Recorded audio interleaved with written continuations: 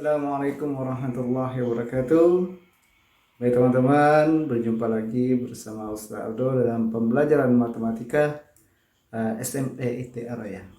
Pada hari ini kita akan melanjutkan pembelajaran matematika pada bulan ketiga. Sebelum itu, marilah kita sama-sama berdoa, mengucapkan taus dan basmalah untuk memulai pembelajaran. Mudah-mudahan kita selalu dijaga oleh Allah dan apa yang kita pelajari hari ini diberkahi oleh Allah Subhanahu wa taala. Ta'awuz dan basmalah. A'udzubillahi minasyaitonirrajim. Bismillahirrahmanirrahim. Baik teman-teman, kita lanjutkan pembelajaran kita pada bulan ketiga ini di kelas 7, yaitu tentang operasi aljabar.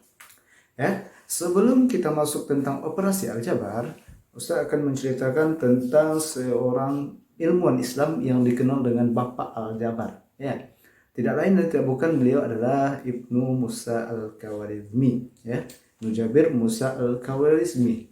Beliau merupakan seorang ilmuwan Islam di bidang matematika yang sangat terkenal. Beliau menciptakan banyak sekali buku tentang matematika, di antaranya yaitu tentang ilmu perhitungan atau aljabar ini, sehingga beliau dikenal sebagai Bapak Aljabar. Ya, jadi teman-teman, banyak sekali ilmuwan-ilmuwan Islam pada zaman dahulu yang menjadi tonggak ilmu pengetahuan di dunia ini. Salah satunya adalah Ibnu Musa Al-Khawarizmi. Oleh sebab itu, sudah sepatutnya lah kita sebagai umat Islam juga menggali dan mempelajari ilmu tersebut. Baik teman-teman, kita langsung saja pada pembelajaran. Operasi aljabar. Pada operasi aljabar ini kita akan sebelum masuk pada operasi aljabar, kita akan bertemu dengan namanya bentuk aljabar. Ya, ini namanya adalah bentuk aljabar. Ya. Jadi dalam bentuk aljabar ini dia memiliki yang dinamakan dengan variabel. Jadi yang X ini, yang P ini P kuadrat, Q ini dinamakan dengan variabel. Apa itu variabel? Variabel adalah sesuatu nilai yang dapat kita ubah-ubah. Contohnya bisa jadi X, bisa jadi Y, bisa jadi P, bisa jadi Q, bisa jadi A. Itu pemisalannya, penulisannya ke variabelnya. Sesuatu itu bisa kita ubah-ubah. Bisa dia menjadi seekor ayam, bisa dia menjadi seekor merpati, bisa jadi dia satu buah. Seperti itu. Jadi adalah sesuatu yang bisa kita rubah-rubah.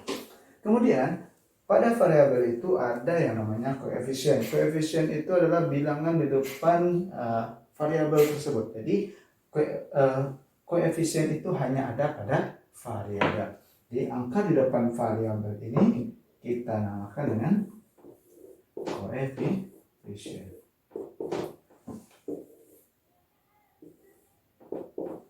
Ustaz, kenapa di Q tidak ada angka, Ustaz? Ini sebenarnya sama dengan Y tadi kasusnya. Kalau dia di depannya tidak ada angka, sebenarnya itu adalah angka 1. Jadi lazimnya angka 1 ini tidak perlu ditulis. Jadi kalau ini jadinya 2X sama Y sebenarnya. Tapi untuk membedakannya supaya antum tahu, Ustaz tulis di sini 1 Y-nya. Tadi sudah ada yang namanya variabel, koefisien. Yang ketiga konstanta. Kalau dari kata-katanya konstan artinya tetap, jadi dia berlawan dengan variabel tadi. Variabel kan berubah-ubah nih. Kalau konstan dia berarti tetap. Sekarang kita lihat pada dua bentuk aljabar kita ini. Ada perbedaan. Pada bentuk yang pertama ini dia memiliki dua suku dan kedua sukunya ini memiliki variabel. Jadi yang pertama. Yang kedua, dia memiliki 3 suku, 1, 2, 3. Dan yang ketiga, tidak semua sukunya memiliki variabel. Jadi pertanyaannya, apakah ini memiliki konstanta? Tidak. Kenapa? Karena semuanya punya variabel, bisa berubah-ubah. Kalau pada bentuk yang kedua ini, 2 suku memiliki variabel dan 1 lagi konstan. Ini dia yang konstan. Nilainya tidak bisa diganggu, nggak bisa dirubah. Dan 1 tetap 1. Itu yang dinamakan dengan konstanta. Kita lanjut pada operasi aljabar, yaitu pada operasi penjumlahan.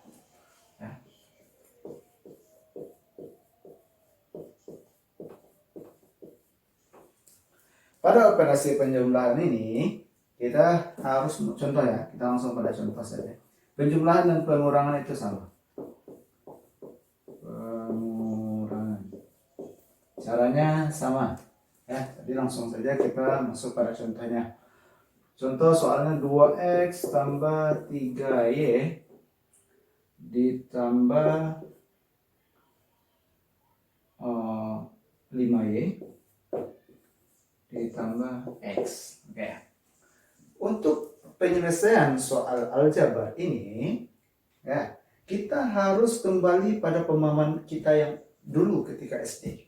Apakah bisa ayam ditambahkan dengan burung merpati? Atau apakah bisa tas ditambahkan dengan buku? Tentu tidak. Jawabannya tentu tidak. Iya. Jadi sama dengan aljabar tadi. Karena ini variabel itu apa kata Ustaz tadi? Pemisalannya kita sesuatunya bisa dirubah-rubah. Ya, sesuatunya bisa dirubah-rubah. Jadi kita misalkan X ini dengan ayam tadi. Jika X ini adalah ayam, Y ini adalah burung merpati tadi. Apakah bisa ayam dengan burung merpati dijumlahkan? Tidak bisa. Tapi apakah bisa ayam dengan ayam dijumlahkan? Bisa.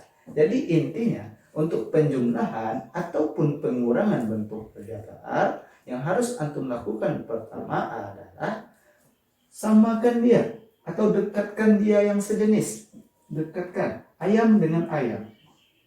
Ya, ayam dengan ayam, merpati dengan merpati. Langsung 2x 2 ayam, mana ada lagi ayam? Ada x di sini. Ditambah ayam, 1 ayam ditambah masih ada ayam? Tidak. Berarti kita ke burung merpati. Tambah 3 burung merpati ditambah 5 burung merpati. Maka ini akan menghasilkan, kalau dia sudah sejenis, dia sudah ayam dengan ayam, merpati dengan merpati, bisa kita jumlahkan. 2x ditambah x, 2 ayam ditambah 1 ayam. Jadi 3 ayam. Tambah 3 burung merpati ditambah 5 burung merpati. 8 burung merpati. Sampai di sini saja, Ustaz. Iya, sampai di sini saja. Kenapa? Ayam dengan merpati tidak bisa kita tambahkan. Begitu juga dengan pengurangan. Sama caranya. Oke? Sekarang muncul pertanyaan dari teman-teman ya. Muncul dari teman-teman. Tadi X dengan Y tidak bisa dijumlahkan. Atau ayam dengan merpati tidak bisa dijumlahkan. Lalu bagaimana jika X kuadrat ditambah dengan X? Ini kan sama-sama ayam, Ustaz. Ya, bisa tak dijumlahkan? Jawabannya tidak. Kenapa? Walaupun dia sama-sama ayam, tapi kualitasnya berbeda. Ini ayamnya ayam ayam fried chicken misalnya, ya. Kalau ini ayamnya cuman ayam biasa, ayam potong biasa. Jadi berbeda, kualitasnya berbeda. Seperti itu. Jadi walaupun dia sama-sama ayam, tapi kualitasnya berbeda. Paham itu? Kita lanjut pada operasi perkalian ya. Untuk operasi perkalian ini harus antum perhatikan, yaitu X tambah A dikali X tambah B. Ini ya, pola ini kita lihat. Jadi untuk perkalian seperti ini, antum harus mengalihkan semuanya. Jangan hanya mengalihkan satu saja. Apa maksudnya? Jadi seperti ini. X ini harus dikali dengan X dan juga harus dikali dengan B. Begitu juga dengan A. A harus dikali dengan X dan A juga harus dikali dengan B. Kita selesaikan.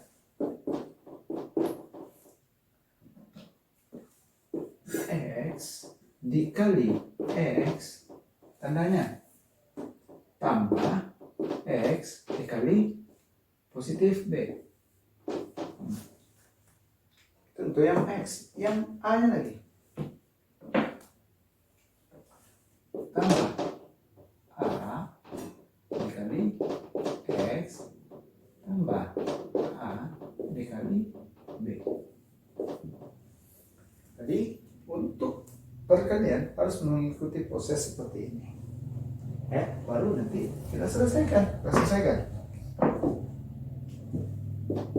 X kali X, X kuadrat ditambah X kali B, B X ditambah A kali X, A dikali B, ditambah A, B.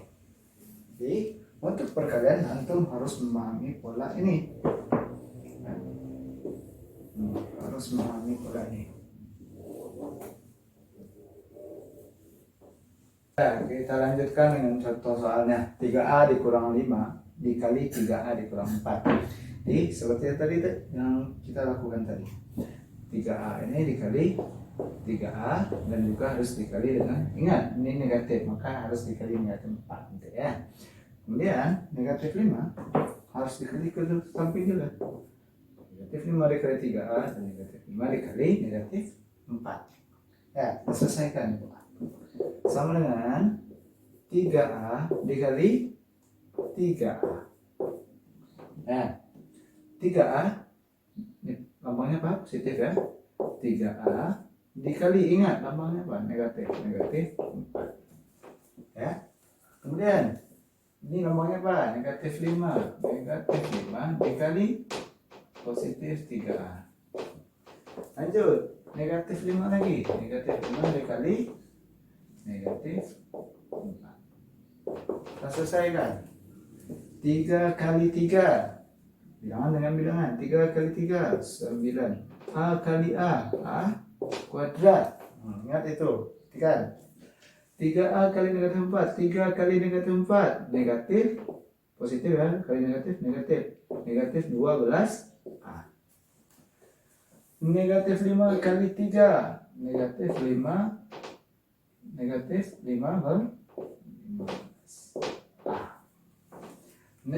kali negatif ya, positif 5 kali 4 2. Sampai sini mengerti? Ya, kita lanjutkan. Kita lihat, ada nggak yang sama? A kuadrat dengan A sama? Tidak, ingat tadi pada pembelajaran tadi, ini dia yang sama.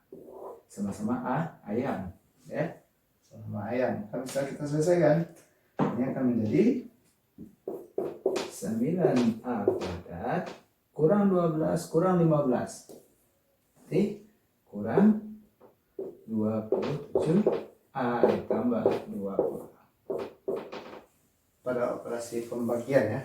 Pada operasi pembagian contohnya 36A pangkat 3B kuadrat dibagi 12AB kuadrat ya. Pada soal ini kita lebih mudahnya kalau Ustaz ya. Kalau kita lebih mudahnya itu jadikan dalam bentuk pecahan deh. 36A pangkat 3B kuadrat dibagi 12AB kuadrat ya. Pada proses ini ingat, untuk pembagian maka kita harus membaginya satu-satu. Apa maksudnya? Bilangan bagi bilangan, variabel bagi variabel. Tapi ingat, variabelnya tetap pada kaidahnya tadi, pada kaidah penjumlahan tadi. Ayam dengan ayam. Namun di sini walaupun ayamnya kualitasnya berbeda, tapi kita bisa membaginya. Nah, itu bedanya. Contoh di ayam dengan ayam, apapun kualitasnya bisa kita samakan. Pokoknya B dengan B juga seperti itu. Contoh, ya kita lihat saja. 36 per 12 dibagi A pangkat 3 per A. Jadi B kuadrat per B kuadrat. Ya, jadi perhatikan seperti ini. Jadi contohnya tadi 36A pangkat 3B kuadrat dibagi 12A B kuadrat. Maka kita pisahkan dia satu-satu. Bilangan bagi bilangan, variabel A bagi variabel A, variabel B bagi variabel B. Kita selesaikan. 36 bagi 12 berapa? 3 ya. 3. A pangkat 3 dibagi A. Ingat kaidah bilangan perpangkatan yang kita pelajari pada bulan pertama. Kalau dia bilangan pokoknya sama, bilangan berpangkat, bilangan pokoknya sama, kalau pada proses pembagian dia apa kan? Pangkatnya dikurang.